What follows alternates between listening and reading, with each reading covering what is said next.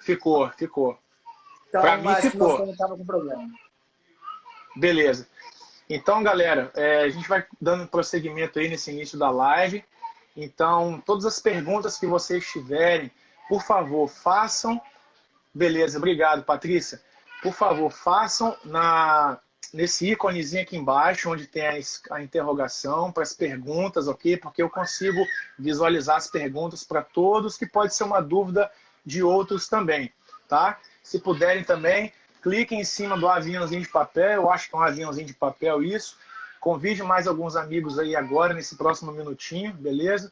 Para que eles possam também ter a oportunidade de ter esse conhecimento que vai ser compartilhado aqui através da grande experiência do meu brother Gustavo e também daquilo que eu experienciei na minha vida, né, trabalhando com lutadores. Então, para esse início, Gustavo, eu queria te agradecer, meu brother, pela disponibilidade. Eu sei que a gente está vivendo um momento complicado, o mundo inteiro, muitos afazeres, né?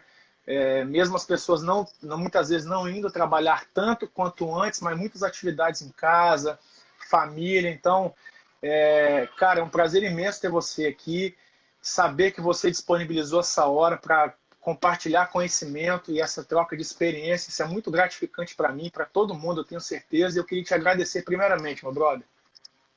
Não, o prazer é meu. Acaba que a gente que trabalha com planilha online, a gente até trabalha mais agora do que qualquer outro momento, né? É Então eu verdade. estou com planilha até a tampa, mas está bem bacana.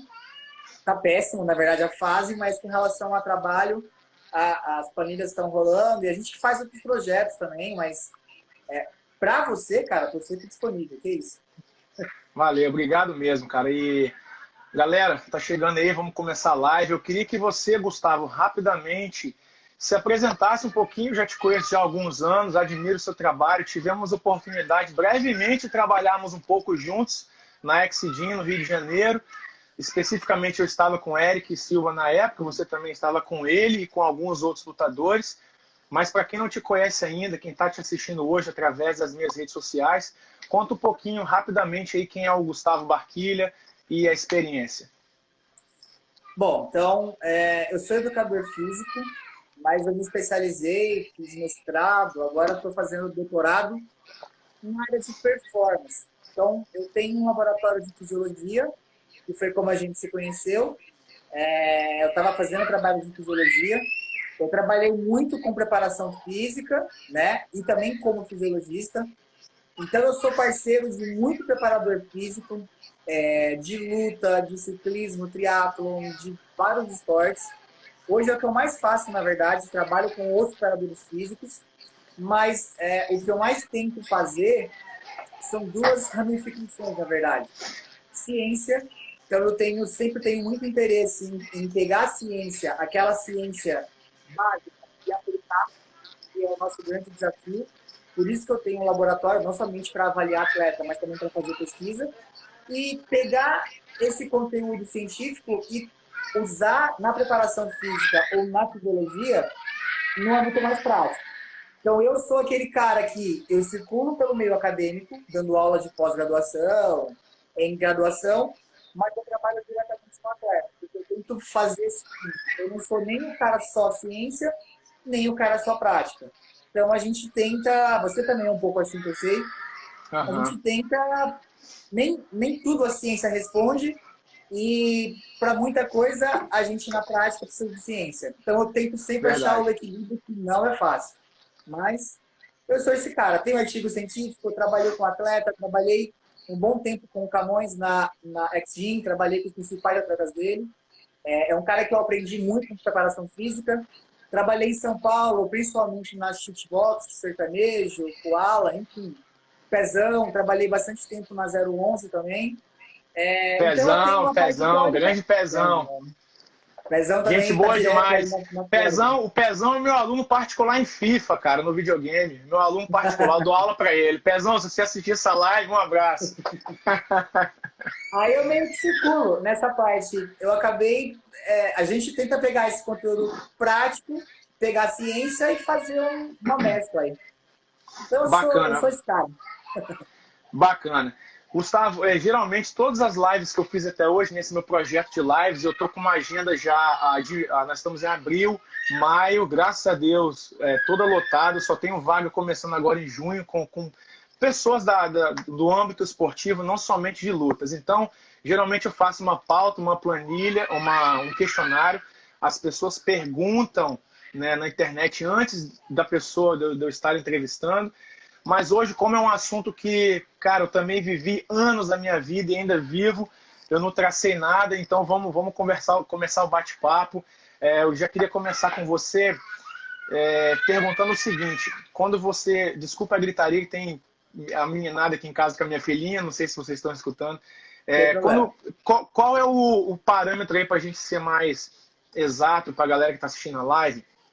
Já que o nosso tema é otimização da preparação física para lutadores, como você começaria em quais aspectos você daria maior importância, Gustavo, na hora do início da preparação de um atleta? Que esse é bem o início. Então vamos supor, né, que eu acredito que o seu cenário seja o mesmo que o meu, nós não temos um grande período de poder fazer a preparação do macrociclo de lutadores. Isso aí geralmente acontece mais no boxe, porque no boxe a gente consegue, com 6 meses antes, saber com quem que aquele cara vai lutar, quando é um boxe de alto nível, né?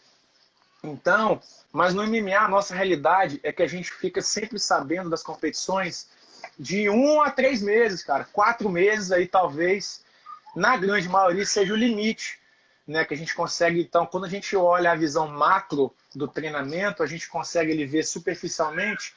Vamos arredondar aí, entre 2 a 4 meses. Né? Não sei se você me corrige se eu estiver errado, mas a gente tem essa visão de 2 a 4 meses. Quando você recebe isso, o atleta X vai lutar. Quais são os seus primeiros passos, Gustavo? Vamos. Eu tenho duas. Eu sigo dois. Na verdade, eu sigo um caminho, eu sigo algumas. A gente pode ir mudando, mas. Primeira coisa que eu sempre falo. Quando eu penso em otimizar, eu estou pensando em treinar o que é preciso, porque quanto mais eu treino sem necessidade, mais eu desgasto meu atleta, menos ele se recupera. Então, esse é o primeiro ponto. E segundo ponto, eu tenho tempo que eu vou trabalhar, né? Mas eu tento meio que manter os atletas num nível bom o ano inteiro. O que é um nível bom o ano inteiro? E por que isso? Luta, as pessoas têm aquela ideia errada de que luta é um esporte, ele vai lutar ele contra um adversário, então é um contra o outro. Na verdade, para mim, luta é um esporte coletivo. Por quê? Porque ninguém treina sozinho. O erro que eu vejo às vezes, vou te dar um exemplo clássico. Você vai pegar o seu atleta numa equipe. Quando é um atleta de um altíssimo nível, ele faz o camp dele. A gente sabe que a nossa realidade, de cada 10 atletas que o preparador físico de luta comum trabalha, um faz isso, 9 treina com um coletivo. Então, assim, primeira coisa, é um esporte individual, onde ele vai treinar, por exemplo, num tatame com 20 caras.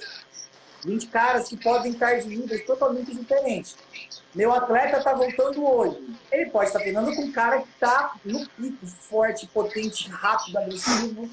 É óbvio, eu nunca quero que ele esteja 100% bem o ano inteiro. Mas ele tem que ter um condicionamento mínimo. Então, primeira coisa, ele vai lutar em 2 meses, ele tem que ter um condicionamento mínimo. Outro ponto, eu tenho que entender o que ele precisa, qual é a característica do meu adversário, para eu entender o que ele precisa. Não a mais, não a menos. Vamos pensar assim, vou te dar um exemplo clássico. Às vezes chega para mim um atleta fala, algum lutador e fala, cara, eu quero treinar 4 vezes por semana preparação física. Isso é bom? É pouco? É bastante? Na minha cabeça, na maioria das vezes é bastante. Por quê? Se for Também concordo com você. Se for do MMA, esse cara vai fazer jiu-jitsu, vai fazer muay thai, vai fazer boxe, vai fazer wrestling, que já são condicionantes. Exato. As pessoas geralmente esquecem isso. Então, assim, quando a gente vai... Eu tenho 2 meses para preparar o meu atleta. Como que eu trabalho? Mas eu sou privilegiado, digamos assim. Eu tenho um laboratório, geralmente eu tenho alguma base dele, eu faço alguns testes iniciais, eu vejo força, potência, velocidade, e eu vejo como que esse cara tá, e falei, meu, a partir disso, eu vou trabalhando, né? Óbvio, por exemplo, eu tenho um atleta que é do jiu-jitsu, ele tem muita força isométrica, ele é muito forte, mas ele vai enfrentar, sei lá, um cara que vem do boxe, que é um cara que tem um condicionamento cardiometabólico absurdo. Então, essas características a gente vai trabalhando, ou se não, o contrário. Eu tenho um lutador que vai tentar jogar, eu tenho um adversário que vai tentar jogar o meu lutador pro chão. Eu vou trabalhar core, vou trabalhar base. A gente vai entrando na especificidade, mas de uma forma geral, eu tenho que ter o mínimo dele e saber o quanto eu preciso ir. Você sabe uma coisa interessante que você falou? Você deu o exemplo agora, eu tenho um atleta e o cara vai querer colocá-lo para baixo, então eu preciso fazer um trabalho específico de core. O que acontece hoje em dia de muitos treinadores, você tem muita experiência, acompanho a sua carreira também, e eu também tive a oportunidade de passar por várias equipes e trabalhar com lutadores de alto nível do UFC e acompanhar quando às vezes eu não estava treinando, mas já assisti diariamente N lutadores dos maiores eventos do mundo. Os profissionais, os professores, principalmente preparadores físicos, galera, estou vendo todas as perguntas, eu vou fazer, pode ficar tranquilo. Estou vendo todo mundo que está na live, agradeço a participação, beleza? Eu vou fazer a pergunta, mas façam as perguntas também na caixinha aqui embaixo da interrogação, porque fica mais fácil para a gente. Então, você falou um lance, o adversário vai colocar meu atleta para baixo, poxa, preciso trabalhar muito core. O que acontece hoje em dia é o seguinte, eu tenho o cara que é o striker, por exemplo, como era na época que a gente se conheceu, que eu treinava o Eric Silva. Então, muitas vezes o preparador físico só dá ênfase no que aquele atleta faz de bom. Meu irmão, sim, e se o cara cair na situação ruim? Já era, brother. Por quê? Como é que vai levantar se não tem força no core? Se não trabalhou trabalho, se não fez um trabalho de potência, sabe, de empurrada de pernas ali para empurrar o cara e subir na grade, tem todo um trabalho de movimentação da grade no octagon, de movimentação das costas no octagon, trabalho específico. As pessoas trabalham muito só focado no seu atleta, esquecem de trabalhar as variedades, não só fisiológicas e também biomecânicas que o meu atleta vai enfrentar como dificuldade do adversário dele. Então, isso que o Gustavo falou é muito interessante, galera. Para vocês, vocês precisam estudar as características, não só técnicas, como também fisiológicas da galera que vai lutar contra o seu adversário. Porque eu preciso adaptar o meu jogo para aquele adversário. Quando eu for por outro adversário, eu vou trabalhar as características do outro oponente.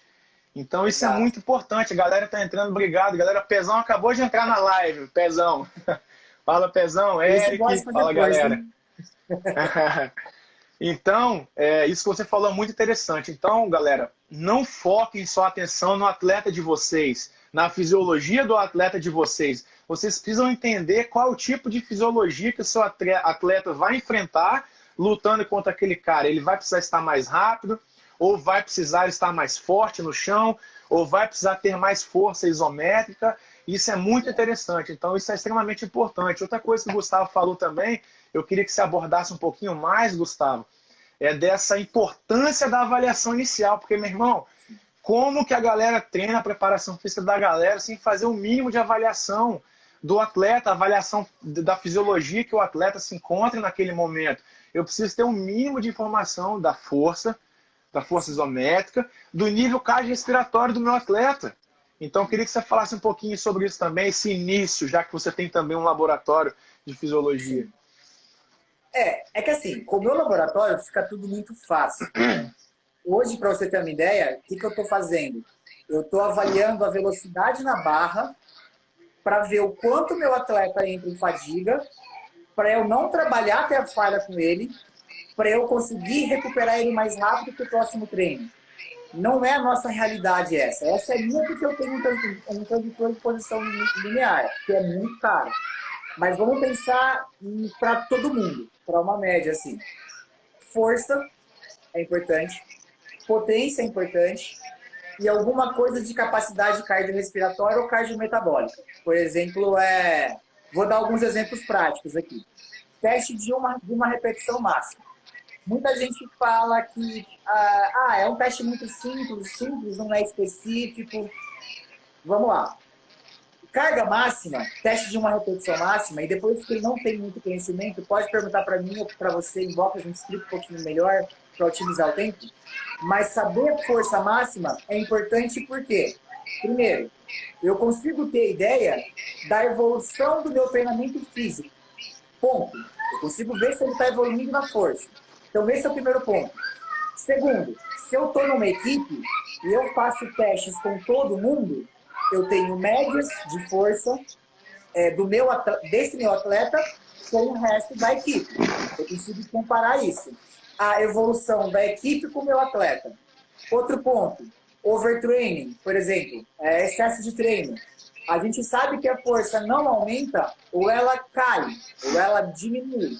Se eu faço testes periodicamente, o meu atleta ele para de evoluir na minha força, eu posso ou entender que ele não aumentou a força, ou eu posso pegar todos os meus treinos, fazer uma média e falar, pô, esse cara está muito cansado, ele está entrando em fadiga, por isso que ele não está aumentando a força.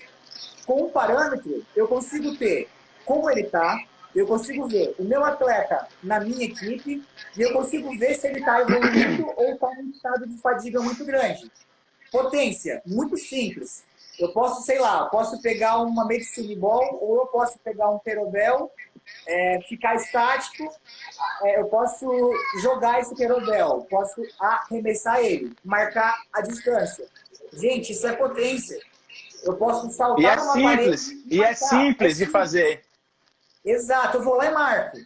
Capacidade cardiorrespiratória. Puta, eu não tenho ventilômetro, um lactato, um K4, um VO2000. Não tem problema, posso fazer um teste de esteira simples. Eu aqueço por 3 minutos, sei lá, a 6 km por hora, põe o cara a cada 1 minuto, aumenta 1 km. 7, 8, 9, 10, 11, 12. Eu tenho um parâmetro de velocidade máxima. E eu vou refazendo isso. Às vezes, o simples também funciona.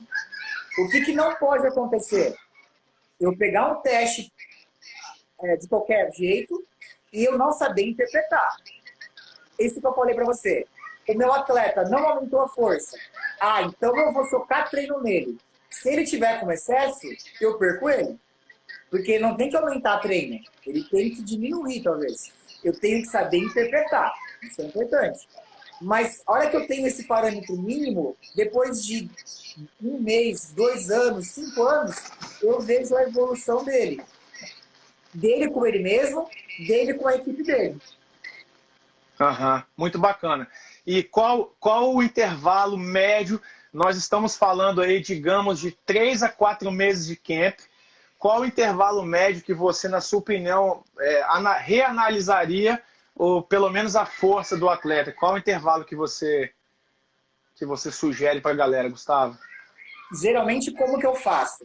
Eu faço um teste de força máxima a cada camp, mas eu, por exemplo, eu tenho meus exercícios básicos. 3 que eu gosto, 3 ou 4 que para mim eu sou fã. Supino, remada curvada, agachamento, e eu gosto de fazer power clean também. Quando o atleta sabe fazer, depois que eu ensinei ele.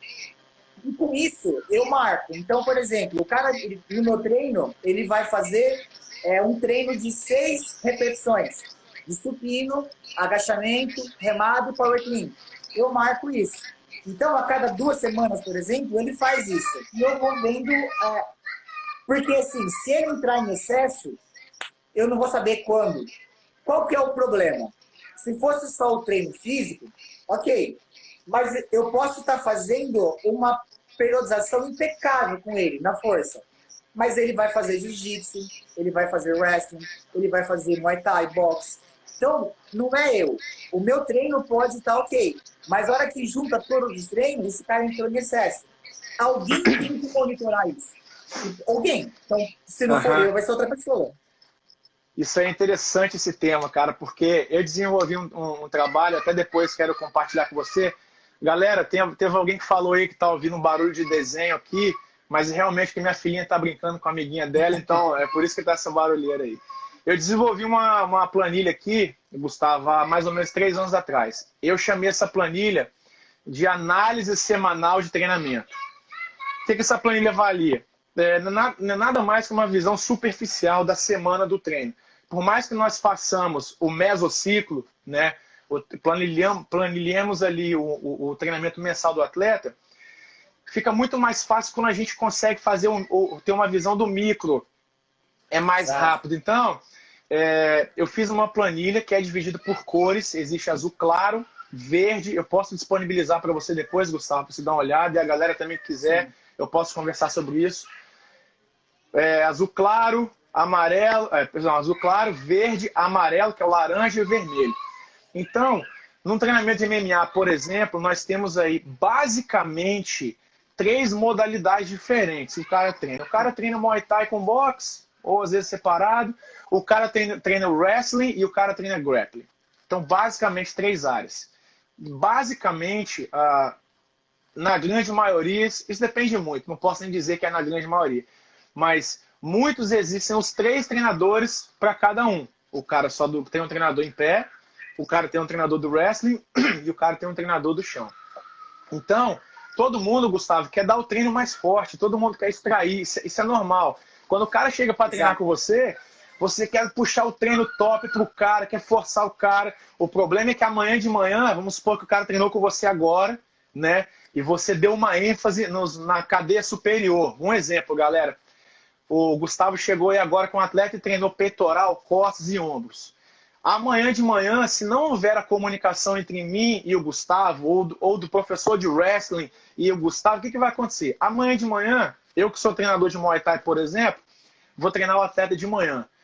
Quando todo mundo estiver pensando assim, pô, amanhã eu treino com o Daniel, o cara vai ser treino de Muay Thai, eles vão fazer joelhada, vão fazer chute. Não, eu posso fazer treino de clinch, eu posso fazer treino de cotovelada e eu posso dar uma ênfase no meu treinamento de MMA amanhã de manhã, por exemplo, só com boxe. Depende da minha planilha. Então, o que acontece? Vamos supor, o atleta treinou hoje à noite com o Gustavo para a cadeia superior.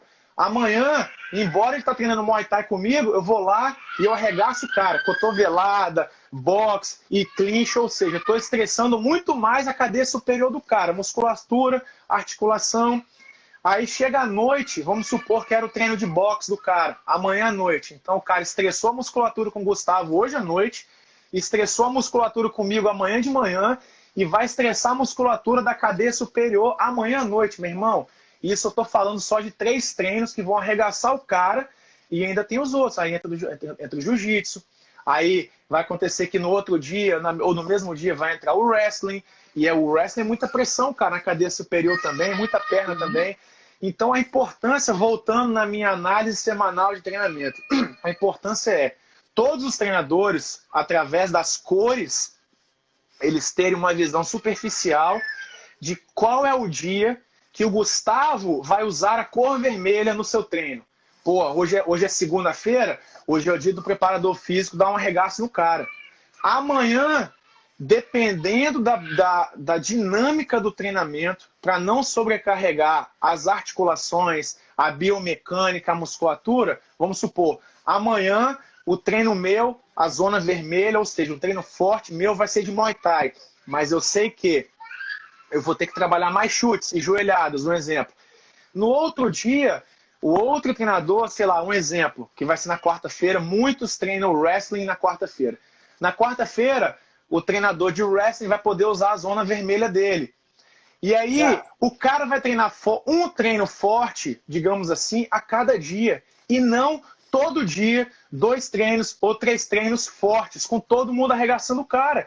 E durante a distribuição da semana, da periodização ali do microciclo daquele atleta, simplesmente pelas cores, a gente consegue. E também essa planilha ela vai muito mais a fundo, porque tem como distribuir também através das cadeias, parte superior e tal. Mas basicamente todo treinador vai saber a cor do seu dia. Pô, na sexta-feira o cara vai treinar de novo com o Gustavo à noite.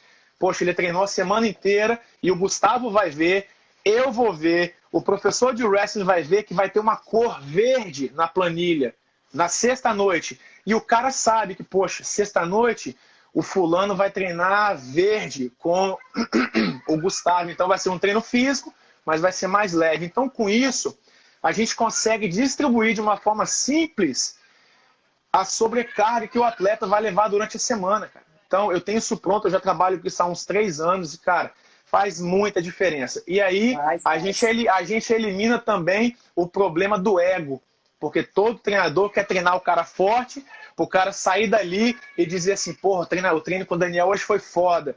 Só que você vai querer a mesma coisa dele.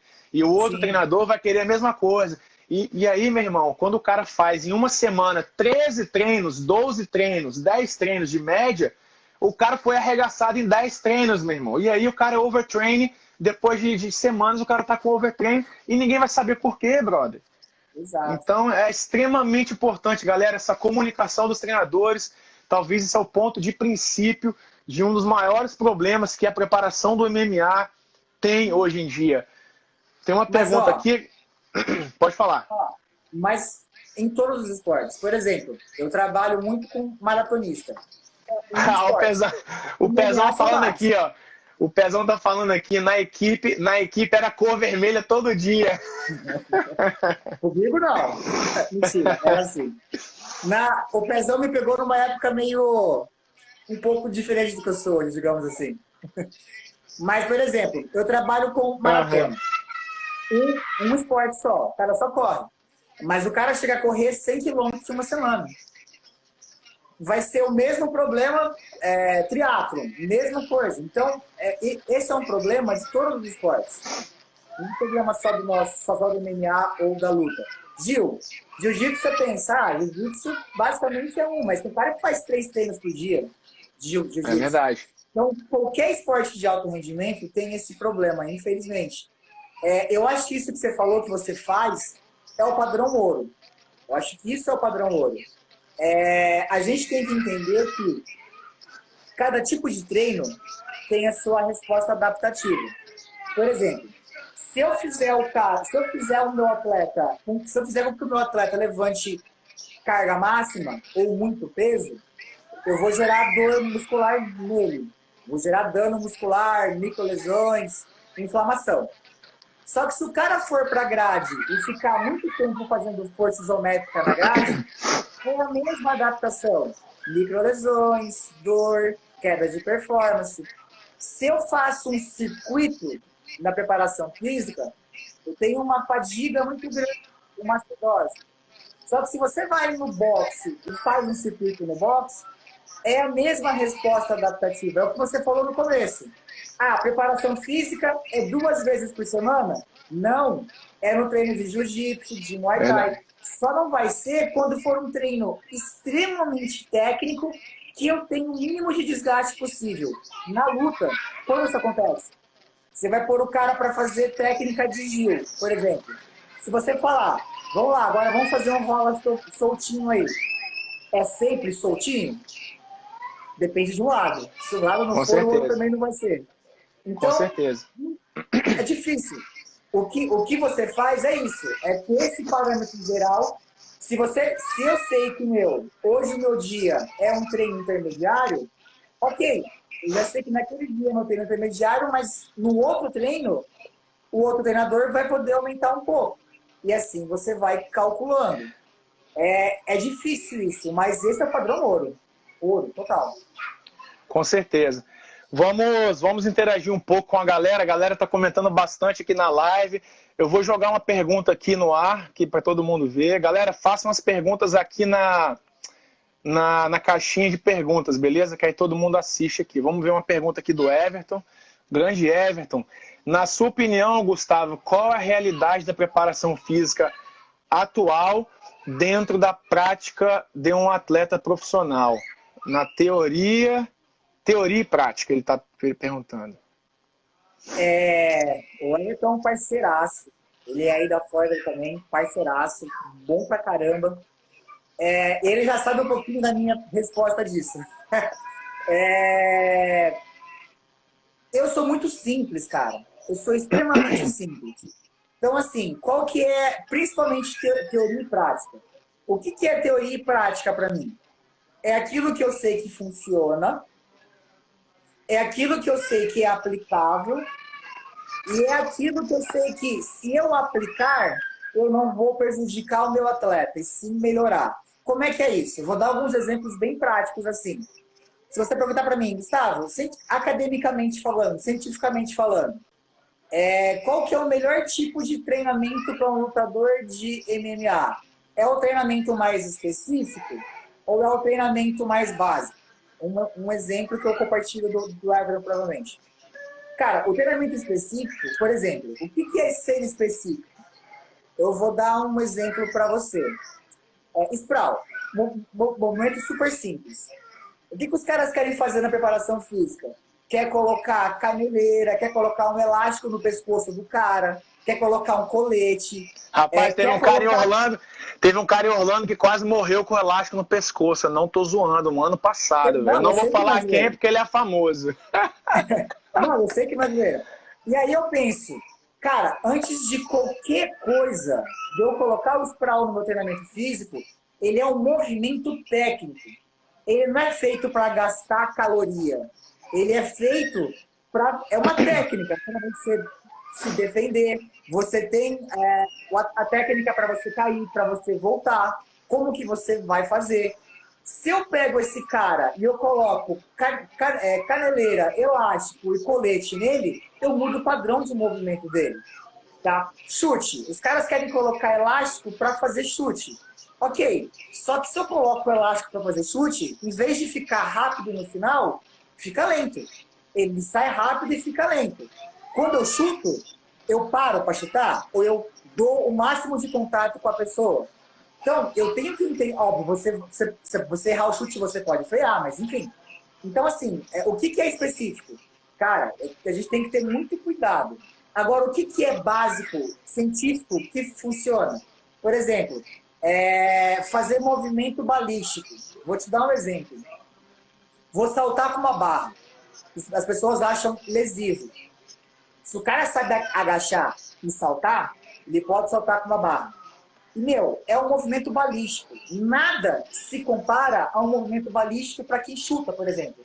Por quê? É onde o cara mais vai produzir potência sem ter que frear em nenhum momento. Ele produz potência e velocidade o tempo inteiro. Então, isso, para mim, é um movimento balístico, é um movimento transferível e é científico. Por exemplo, eu vou fazer um agachamento pesado e um chute. Eu quero o que com isso? Eu quero causar uma ativação neuromuscular, a potencialização, a gente chama de PPA. Então, eu ativo de forma neuromuscular e o cara vai chutar com potência. Então, como é que está hoje, o Everton perguntou, como é que está a teoria e a prática? Eu acho que está cada vez mais comercial. Então, as pessoas querem colocar 50 movimentos, só que elas não sabem como utilizar isso. O Pezão é um exemplo disso. O Pezão comigo, a gente fez acho que fez 3 lutas seguidas. O Pezão trabalhava comigo, sei lá, 8 movimentos, 7. Diego Brandão comigo, ele fez 3 lutas seguidas com 6 movimentos apenas, que eram os básicos. E todos eles tiveram nocautes e vitórias. Cara, aí eu pego o cara que vem pra mim com 50 movimentos. Eu não sei nem controlar isso. Eu acho que hoje tá muito... Mas sabe o que é isso? Instagram e YouTube. Eu ia falar isso agora, brother. Eu ia falar isso agora. Mas eu acho que essa é a nossa realidade. E bacana. O atleta, muitas vezes, qual que é o erro disso no atleta? O atleta, muitas vezes, ele não confia no preparador. Se eu virar para um atleta e falar, cara, vamos trabalhar preparação física, eu vou te passar um treino básico com 9 movimentos. O cara vai olhar no Instagram de não sei quem, no YouTube de não sei quem, vai ver 50 movimentos, ele vai falar, porra, aquele movimento ali é igual aquele que eu faço dentro do octógono. E se o campeão X tá fazendo alguma coisa, ele quer fazer igual, ele acha que é por isso que o cara é campeão, meu irmão. Exato. Essa Eu acho que, associação então, não funciona como é que tá a diretamente. situação? Eu acho que muito invencionismo e as pessoas estão esquecendo de ir lá para a prática, lá para o começo de tudo. O que, que é a fisiologia? A fisiologia é muito simples, é muito básico. E aí eu consigo trabalhar, tipo, sei lá, 40 minutos com o meu atleta e eu consigo melhorar ele, ao invés de Aham. treinar 1h10 de um monte de coisa. É Com isso. certeza. Gustavo, vamos tentar. Tá cheio de perguntas, brother. Vou ler Eu outras aqui, vi. tem mais 5 aqui. Vamos tentar ser bem breve. O Denis está perguntando. Um grande abraço aí, Denis. Eu vi também que o Bruno Gomes mandou pergunta. Vou ler tudo, tá, Ana Paula? O que vocês recomendam? E como você é um entrevistado hoje, você que vai responder a maioria das perguntas. O que Tá bom. recomenda para seus atletas fazerem após o período de preparação de uma luta, para que não sofram com a síndrome aguda da descarga? Manda lá. Bem breve, Gustavo. Tá, ó, se você. Primeiro, qual é o nível do meu atleta? Ele vai lutar de novo quando? Vou dar um exemplo. Vários lutadores do UFC, por exemplo, eles lutam e ficam 2 semanas sem treinar praticamente, 3 semanas. Esse cara tem um lastro muito grande de treino. Se eu tenho um cara que ele vai, por exemplo, um atleta amador, ele faz várias lutas em um ano. E ele tem um lastro menor, muitas vezes. Então, a minha pergunta é, se eu tenho um cara com um tempo de treino, 15 anos de treino, 10 anos de treino, esse cara, se eu ficar 3 semanas com ele parado e voltar com ele hoje, daqui uma semana ele já está bem. Se eu tenho um cara que luta 1 ano, 2 anos, se eu ficar 3 semanas com ele parado, eu tenho que esperar mais várias semanas para chegar no pico dele. Então, para mim, a diferença crucial é essa. É um lutador de altíssimo nível. Ele não vai lutar antes de 5 meses, por exemplo, 4 meses. Cara, eu sempre, depois de uma luta, recupero o peso dele, recupero a massa muscular dele, deixo ele viver um pouco e volto à preparação. De 1 a 3 semanas para mim é fantástico. Agora, se o cara tem menos nível, vai daqui um mês ele vai lutar de novo, aí não dá. Bacana. Agora, galera, aproveitando esse gancho, rapidamente falar para vocês, eu já fiz testes aqui, eu não segui à frente em termos de fazer pesquisas, artigos e nada, mas não se esqueçam dos treinamentos regenerativos. Galera que faz a preparação de Sim. lutador. Meu irmão, eu já fiz várias vezes por ano, eu faço aí a cada, vamos dizer aí, 4 semanas, 5 semanas, o atleta de alto nível, tá, galera? 4 semanas, 5 semanas, essa é a média que eu faço. Hoje em dia eu nem estou trabalhando mais muito a parte física não, tá, Gustavo? Eu estou mais a parte técnica mesmo. Mas façam porque eu vi um rendimento na volta muito grande quando você faz com o cara lá a semana regenerativa de 3 dias, o cara vai continuar treinando. Regenerativo não quer dizer ficar em casa assistindo Netflix. O cara vai treinar, mas controle as sobrecargas do cara. Se você não tem um laboratório de fisiologia, como o Gustavo tem, por exemplo, cara, use o polar, pega um polar e mensure a frequência cardíaca do cara. Acompanhe através das cores, até para que vocês façam um estímulo. Por exemplo, eu tenho o Nikita Chubb, que é meu campeão mundial de kickboxing, treina comigo há 4 anos. Às vezes ele vai para trabalhar saco de pancadas, mas eu quero que ele trabalhe numa zona de intensidade X da frequência cardíaca, que é o que nós aqui temos de disponibilidade, como eu falei, depende do que você tem de material para utilizar, óbvio, né? Quem não tem cão, caça com gato, aquele ditado. Mas eu tenho monitoramento da frequência cardíaca, que pelo menos eu tenho uma ideia de em qual intensidade o cara está trabalhando no saco de pancada, na manopla, então façam uso disso, tá? A galera aqui, vamos lá, tem mais perguntas aqui da Ana. Vamos lá, Ana. Olha aí, Gustavo, consegue ver aí? Quanto tempo dura o camp e qual a característica principal do trabalho do camp?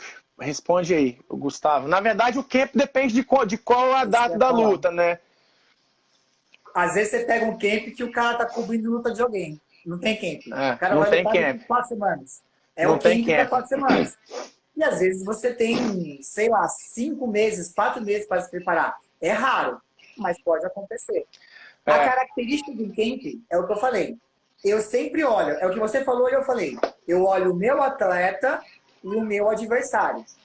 Depois de 10 anos treinando um atleta, esse cara está completo. Por exemplo, vamos pensar em parte técnica.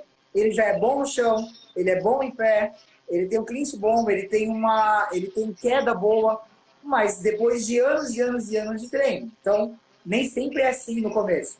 Eu tenho que ver como é o meu atleta, como ele está, qual é a deficiência dele, e eu pego o meu adversário. Então, é comum, por exemplo, sei lá, a gente tem no MMA aqueles caras que descem 10, 12, 15 quilos, 20 quilos até, 30 quilos em alguns casos, já vi. E aí eu tenho que entender, pô, esse cara vai lutar com um cara talvez muito forte. Eu tenho que ver como é que eu faço. Por quê? A hora que o meu atleta for baixar 30 quilos, ele pode não recuperar a força dele. Eu tenho que ter uma força de reserva, por exemplo. Casos mais... Aí você pode falar melhor que eu até, mas casos mais técnicos, como a gente falou no começo, uma coisa mais técnica. O cara vai levar meu atleta para o chão. Ele tem que ter uma base, um core muito forte. Então, eu vou trabalhar velocidade, tudo. Eu trabalho tudo. Mas eu tenho que ter ciência que meu atleta não pode ir para o chão. Se ele for para o chão, tem que levantar rápido e ele tem que ter uma base forte. Então, o camp, ele vai ser sempre direcionado para isso, tá? Aí, tecnicamente, você pode falar melhor que eu. Bacana. Outra pergunta aqui do coach Casagrande. Grande abraço aí, meu brother. Como saber a dose de treino ideal sem monitorar as cargas internas de uma sessão ou de um microciclo? Cara, sem você fazer a carga interna, para quem não sabe o que é carga interna, é você ter uma percepção de esforço, frequência cardíaca, lactato. Se você não tem nada disso, eu acho que a dose ideal de treino tem que ser um feedback do seu atleta. Você tem que conhecer o seu atleta. O que eu ouvi muito na minha vida? O cara chega para mim e fala, o atleta, professor, estou exausto, estou cansado. Aí chega o técnico, professor, esse cara tá de migué, esse cara tá te enrolando, ele aguenta, vamos lá, pau nele. E muitas vezes ele não aguenta, ele realmente tá cansado, ele tá fadigado, eu sei que ele tá, mas o técnico não tá, não quero. Ele tá bem, ele aguenta, não vou mudar meu treino e vai. Então, assim, se eu não tenho nenhuma forma de monitorar internamente ele, com lactato, percepção de esforço, frequência cardíaca, é conversar com o meu atleta e ver sinais. Teste de força, por exemplo. Se ele está perdendo força, se ele não está aumentando, eu acho que é isso. Eu tenho duas sugestões, tá? Coach Casagrande, para a galera que está assistindo aí também. Quando eu vim para cá em 2014 treinar o Vitor Belfort, a gente se reuniu na equipe, fizemos grupo de WhatsApp e tal. E todo dia de manhã existem duas formas simples que me veio na cabeça rápido. Uma é o cara ter um Apple Watch, que vai acompanhar ali enquanto ele dorme. E você já sabendo a frequência cardíaca basal que o seu atleta tem, e o cara acorda, o cara tem a frequência cardíaca basal, sei lá, de 45 batimentos por minuto, um exemplo, durante o sono do cara. E o cara acordou, o cara tá 60, 62, meu irmão, é uma diferença muito grande. O cara que é 45 e acorda com 60, 62, tô chutando aqui um número. É recuperação ruim durante a noite. A outra é com muita sinceridade do atleta, com muita autoavaliação, o cara tem que ser sincero. Vocês podem criar duas escalas. Quando o cara chega no treino, ou o cara pode jogar dentro do grupo do WhatsApp logo quando ele acorda, ou quando ele está indo para o treino, que é você fazer uma escala de 0 a 5 de cansaço. É tipo uma escala de Borg, um exemplo. Né? Faz uma escala de Borg aí, mas que você faz a numeração dentro mesmo da sua equipe. Ou de 0 a 10, o cara, não, hoje eu acordei com nível de cansaço 7, 8. Meu irmão, se o cara acordou com nível de cansaço 7, 8, é preocupante. Você não vai jogar para quem assistiu a live desde o comecinho, você não vai jogar uma sobrecarga vermelha, por mais que nesse dia esteja determinada a sobrecarga vermelha do cara. Peraí, o primeiro princípio do treinamento é a individualidade biológica. Hoje você não está bem. Né, se o seu feedback foi esse, então vamos fazer um treino mais técnico, ou na própria preparação física você vai reajustar, então vai diminuir o volume, ou vai diminuir a intensidade, e por aí vai, essas duas sugestões aí pra galera. Mais perguntas aqui que tá cheio, vamos lá. Calma aí que eu tenho que olhar aqui dentro, porque a pergunta é grande, ela não cabe na tela. Vinícius perguntou, para que um atleta que não tem a estrutura de um profissional no início da carreira de MMA, para o que ele deve dar preferência na preparação física?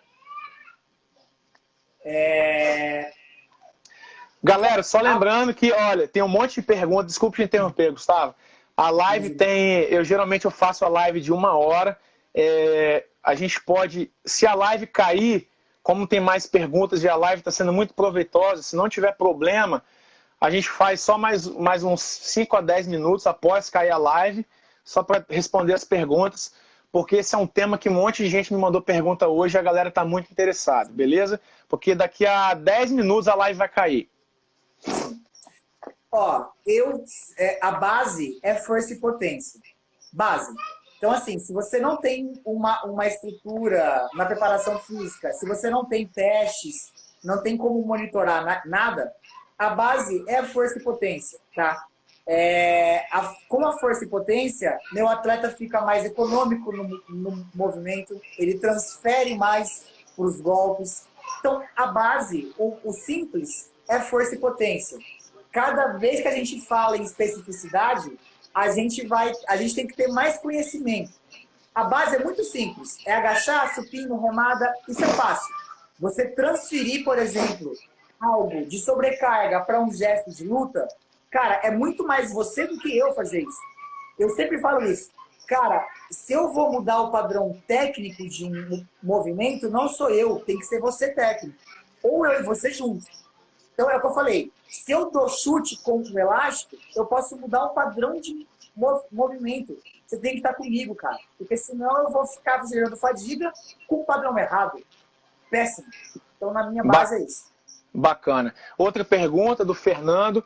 No jiu-jitsu, é válido o atleta treinar resistência de força? Ou somente cargas médias e altas sempre? Então, o meu doutorado é até em cima disso. Eu tenho lido bastante sobre aquilo que eu te falei, monitorar a velocidade da barra. A gente tem visto o quê? Quando você não treina até a falha, você tem o mesmo ganho ou até mais ganho do que quando você vai até a falha. E aí você acaba tendo menos estresse. Você recupera mais rápido o atleta.